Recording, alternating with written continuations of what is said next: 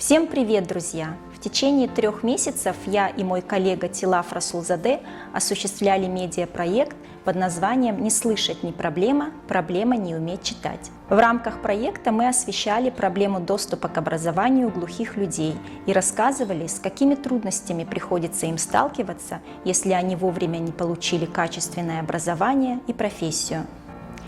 Мир глухих людей особенный, но общение между ними такое же богатое и интересное, как и между слышащими людьми. Глухие общаются между собой с помощью жестового языка и губ. Однако знания жестового языка недостаточно.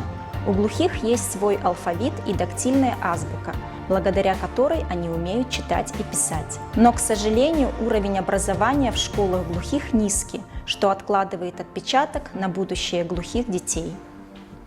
Давайте проверим, насколько просто или сложно освоить жестовый язык. В преддверии новогодних праздников хочется признаваться в любви родным и близким. Именно такие фразы я и покажу вам. Сама я выучила эти фразы в течение пару часов. И поверьте, это совсем не сложно.